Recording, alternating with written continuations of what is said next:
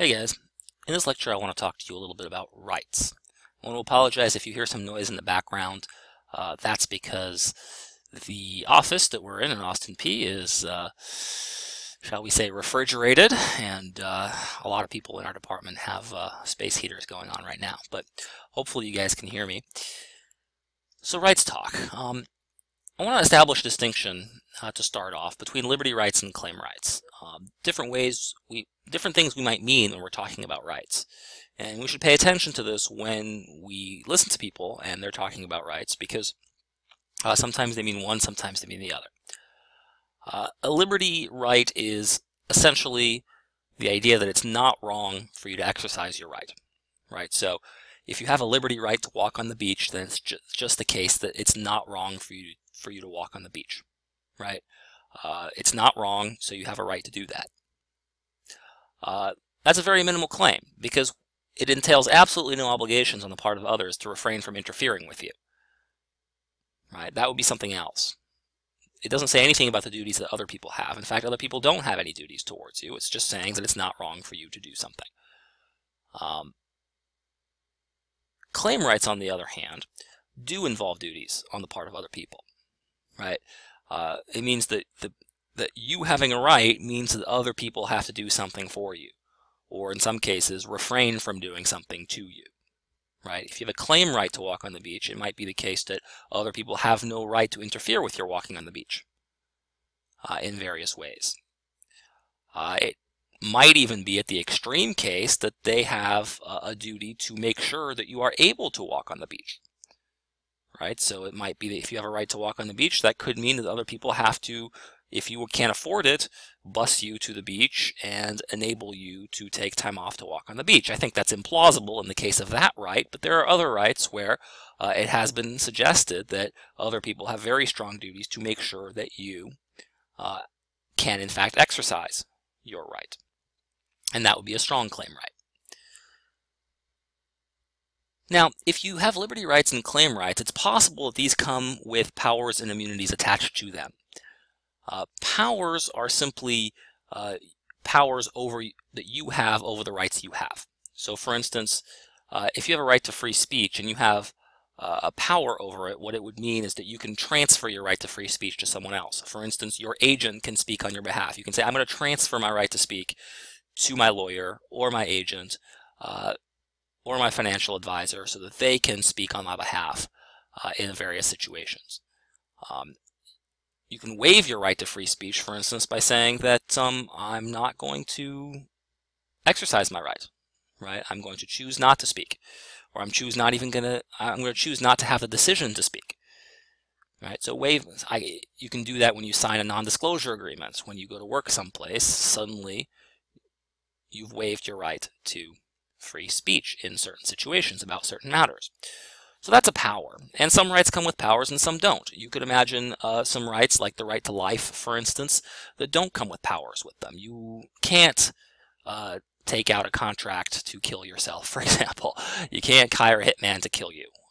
Now, it's controversial. Some people think you ought to be able to do that, but it's at least possible to conceive of a right to life where you do not have the power to hire a hitman, or a right to work that suggests that you do not have the right to sell yourself into slavery. Right? You don't have that power over your right.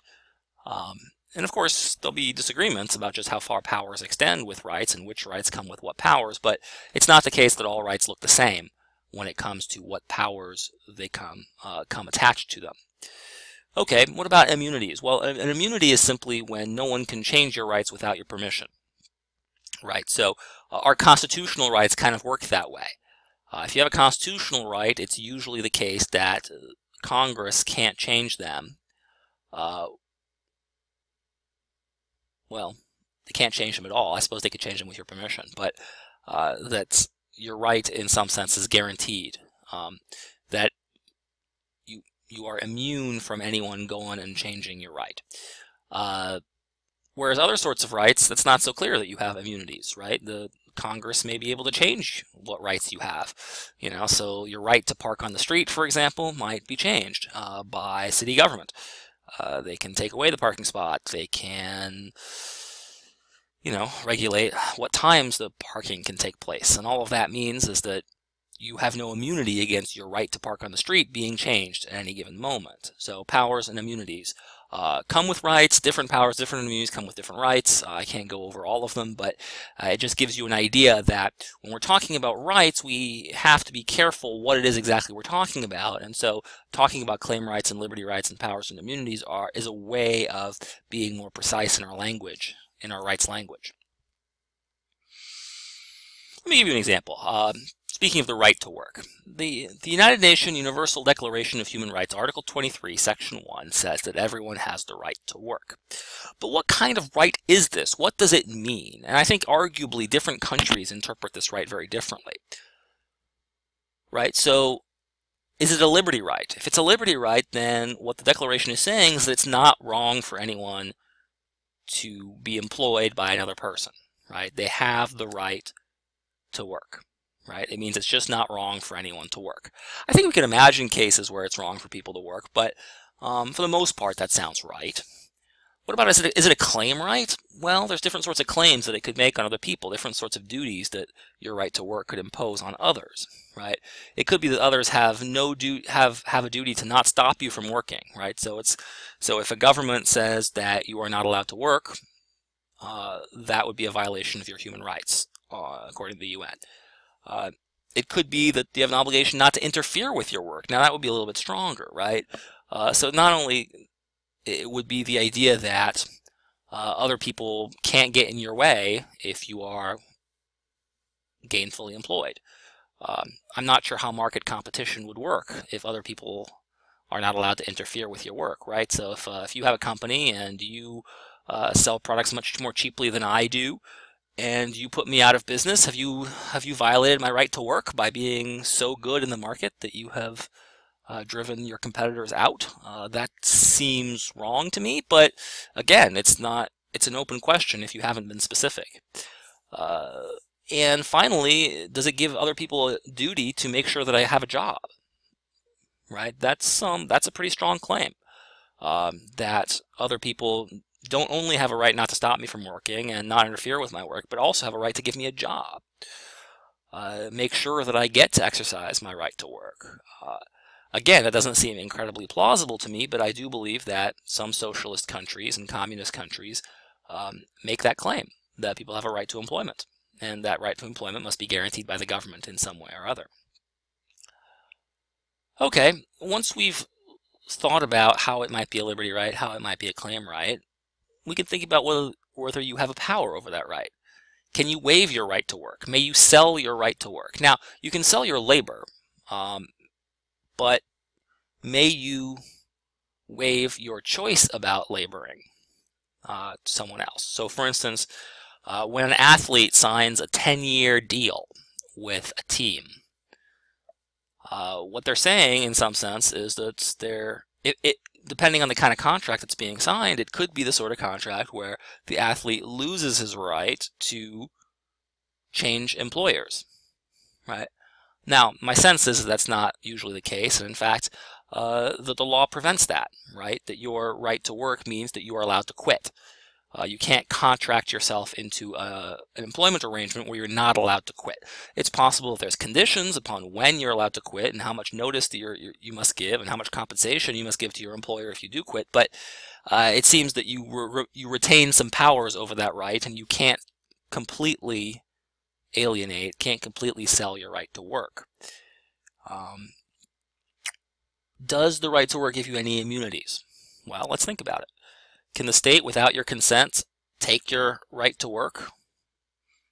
Alter it in any way? I think that's probably true. I think they probably can, for instance, prevent you from working for below a minimum wage.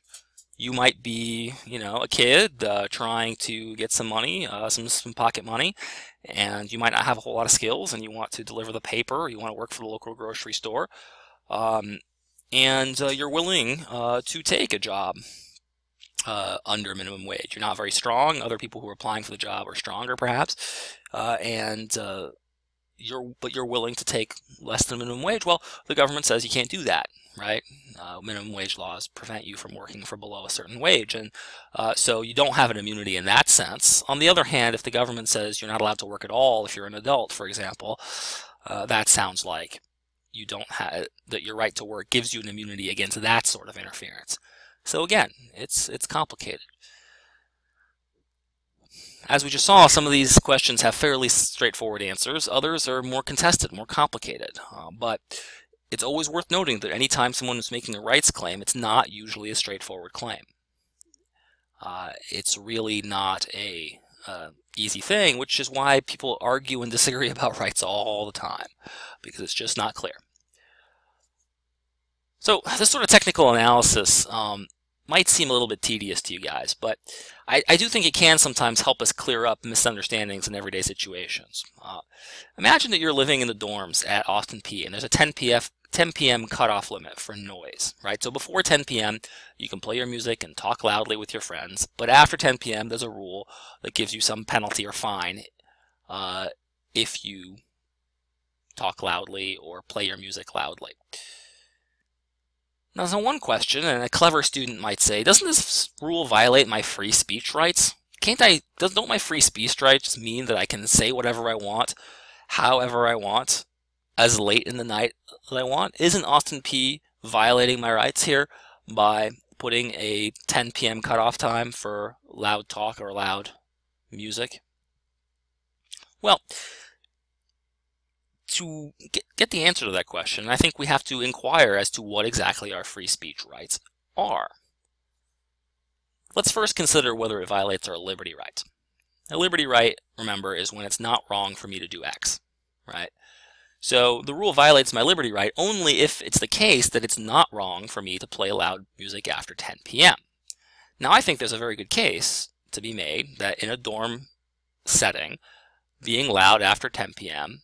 is certainly rude, and if people are studying or trying to sleep, it's possible that it's actually even wrong, right? You're harming them, you're harming their prospects of education, you are making their life more miserable the next day if they didn't sleep very well. So it seems at least plausible to think that it might in fact be wrong for you to play music late at night, loud, if it stops people from studying or trying to sleep. Now, if nobody's trying to study, or if nobody's trying to sleep, that's a different matter. The rule then might well violate your liberty right to free speech. So, if my intuitions are correct, and it is wrong to play your music loudly late at night, we would say that the rule does not violate my liberty right to free speech, because the right to free speech just doesn't extend that far. If the right is not a right to do wrong, then you don't have the liberty right to play your music loudly late at night. Note something interesting here. The liberty right depends on the rightness or wrongness of the act. The liberty right does not tell us whether the act is right or wrong. So the fact that you have a right, the fact that there's a rule that's preventing you from exercising your rights, that doesn't tell you automatically whether your right's being violated. The rule definitely interferes with your liberty, but it really may not violate any right that you have. After all, nobody is at liberty to do everything that they please to other people, right? A condition of complete liberty doesn't sound like a very pleasant situation. Next question, does this rule violate a claim right? A claim right is when others have duties as a result of my having a right. So, what sorts of claim rights might the school have with respect to your right to free speech? Is it the case that the school owes you the ability to play loud music as a matter of right? Do they have a duty to permit you to play loud music? It's just not clear on what grounds they would have that sort of duty. Because even if it's not wrong for me to play loud music late at night, others almost certainly do not have a duty to provide me with, say, a stereo so I can play loud music, or they certainly don't have a duty to listen to my music or refrain from asking me to turn it down. It's just not clear that my right to free speech in this case, even if there is a liberty right, imposes any duties whatsoever on other people. Maybe if you have a liberty right, maybe they have a duty to not interfere if you choose to play loud music. But note that if it's wrong for you to do that, then they don't have a duty not to interfere. I want you to consider some relevant factors in this example. It's not your property, it's the school's property. You are on the school's property voluntarily, not under any duress. Unless we make some very weird assumptions, there's nothing especially vital here at stake in you playing your music late at night. I mean, it's inconveniencing for you, but it's not central to any life purpose that you might have.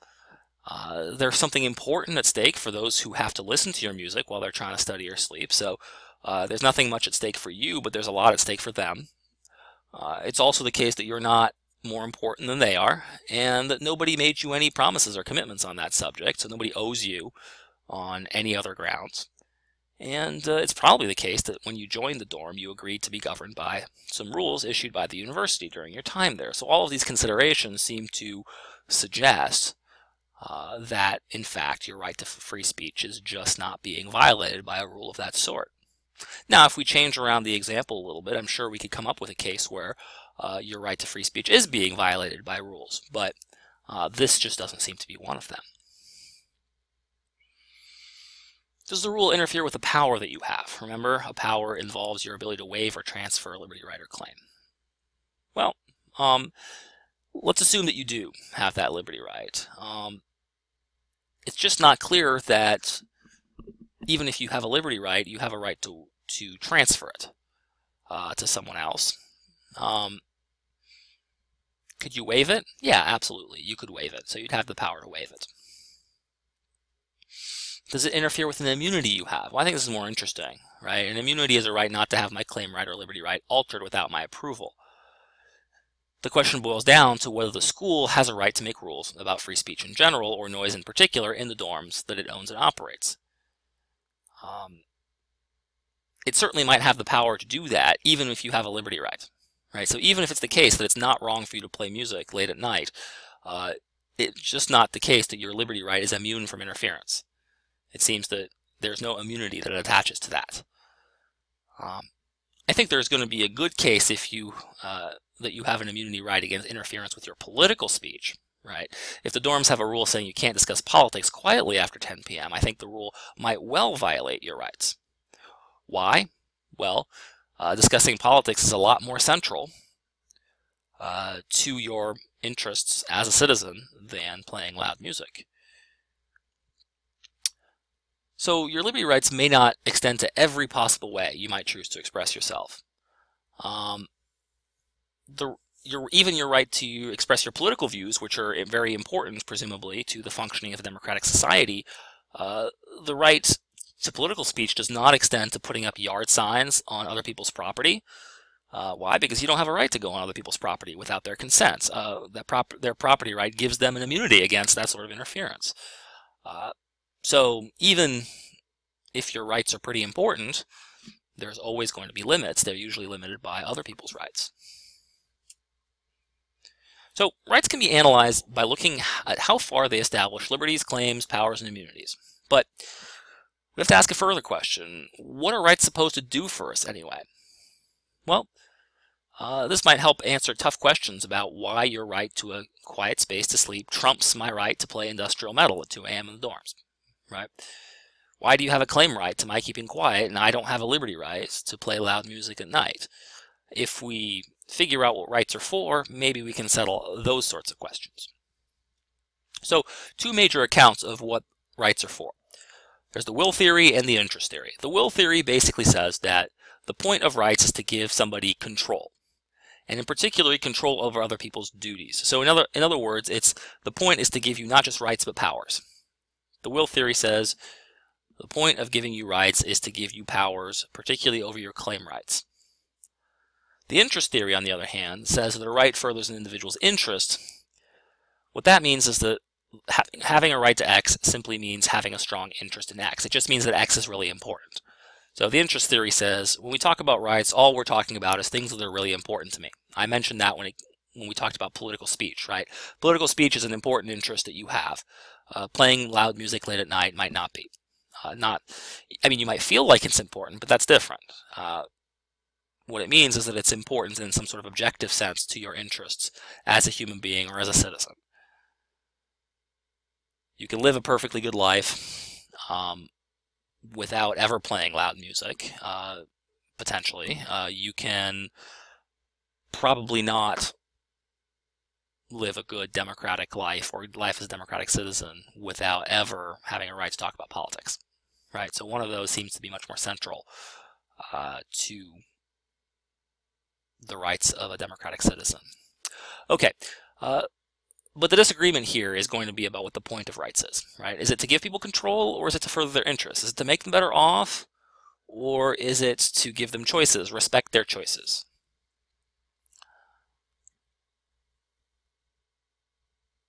So, given the fact that different people have different accounts about what the point of rights is, what justifies you having a right? Either a control right or a protected interest.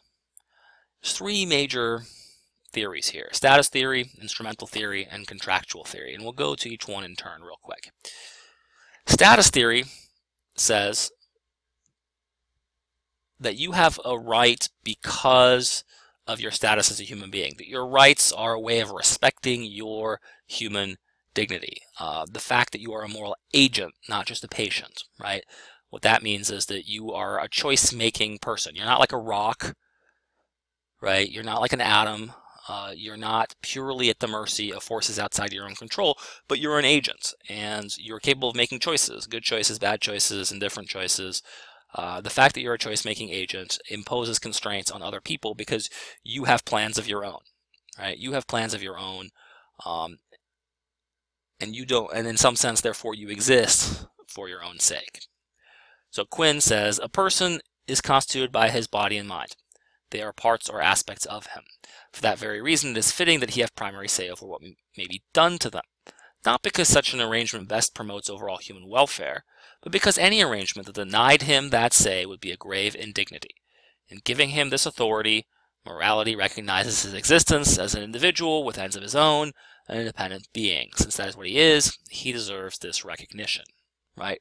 So rights are a way of recognizing our separateness, our choice-making capacities, our rationality, and our dignity as human beings. One possible objection to Quinn's view is that it's just a little bit too strong, right? So imagine that you have a control right to not being touched without consent, and that sounds right? Most of us think that we shouldn't be touched by other people without our consent.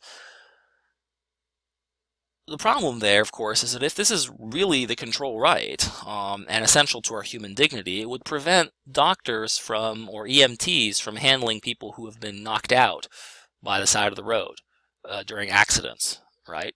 Without having obtained the prior consent of the individual who's injured, they would not be able to save their lives, and that seems wrong, right? But if it's truly the case that rights constitute these sort of impermeable barriers, right? Then, you would be doing something wrong by rescuing someone who was unconscious, right, from a flaming building or a flaming car or something. And that seems like it would be too strong. So the status theorists have to tell us why it's okay or why sometimes it'll be okay to interfere with rights, even when it seems like it violates the rules that they themselves have come up with. And I'm not saying they can't, I'm just saying that's a major issue. Instrumental theorists, on the other hand, describe rights as instruments for achieving optimal distributions of interest, right? These are utilitarians that talk about good consequences, and the idea is that rights are simply a way of achieving good consequences. Here, the possible objection is that instrumental theory is too weak. Status theory was too strong because it prevented people too many times from doing things that ultimately seem like the right thing to do. Instrumental theory seems like it permits too much. It permits treating people as and interfering with people as means to greater social ends, right? So executing the innocent, for example. If it's the case that executing an innocent man would bring about a sufficient amount of happiness to compensate for the inconvenience of executing him, it seems like instrumental theory would be just fine. There's no right against being executed, even if you're innocent, even if you've done nothing wrong. That seems too weak, right? That seems like your rights aren't protecting people sufficiently. So I'm not saying that instrumental theorists can't get around this objection, but it does seem to be a problem built into their theory. So finally, we have contractualism, right? Under contractualism, rights get their normative force because these rights are what we would agree to in a fair bargain. In other words, the rights we have are the sorts of rights that we would agree to in a fair bargain. And a fair bargain might be one where individuals are all equal, rational, and reasonable.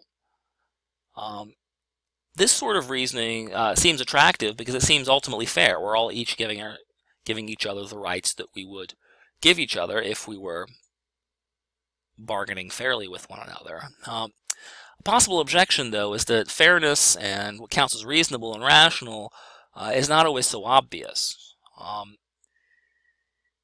It seems to ultimately kick the can down the road. You avoid the hard question about rights by switching it to a question about fairness and reason and rationality, and those questions seem no more easy to solve than the tricky questions about rights that status theorists and and instrumental theorists are worried about. So, at the end of the day, when we talk about rights, we're just not always talking about the same thing, even when we give it the same name. An example might be the right to life. If it's a liberty right, is it absolute? Is it always the case that it's not wrong to live? Could there sometimes be a duty to die? An interesting and somewhat morbid question, but a question nonetheless. Does the right to life include a claim right that other people have a duty to rescue us, or just a claim right that they not kill us? It seems at minimum there's a claim right that other people not kill us, at least not wrongfully kill us. But is it also a claim right to rescue? Less clear. Does it include an immunity against other people altering the right? If we have an immunity against, or if our right to life contains an immunity, that would probably make the death penalty immoral. Is the point of the right to give us control? That is to say, when I say I have a right to life, what that means is it gives me control over whether I live or die. At the minimum, it enables me to choose whether I live or die, and perhaps even how I live and how I die. Or does it express a fundamental interest that we have? It's just very important to human beings that they live. And a right to life expresses that fundamental importance of living, right? In which case, it doesn't necessarily give me the choice. If it's a control right, do we have a power to allow someone else to kill us, right? A right to euthanasia would be a way of waiving our claim right. Would be waiving a duty, saying, normally you have a duty not to kill me, but I'm waiving your duty not to kill me. Do I have that power? Do I have a power to waive the duty of someone else not to kill me? If it's a claim right and I have the power, then maybe I do. But again, these are not easy questions, and that's one of the reasons why people disagree so much. So I think these are tough questions, and the answer depends on some prior choices that we've made about ethics. We've talked about consequentialism and deontology. You can see them at play here in rights talk. And because they are hard questions, I think it's certainly plausible to think that equally reasonable and intelligent people are likely to disagree on the subject. This fact of reasonable disagreements about rights by itself may have consequences for how these issues should be handled politically. Even if there's no clear right or wrong way to handle issues about rights, we might still be able to agree on a right or wrong way to arbitrate our reasonable disagreements about rights. That's a topic we're going to talk about later in the course.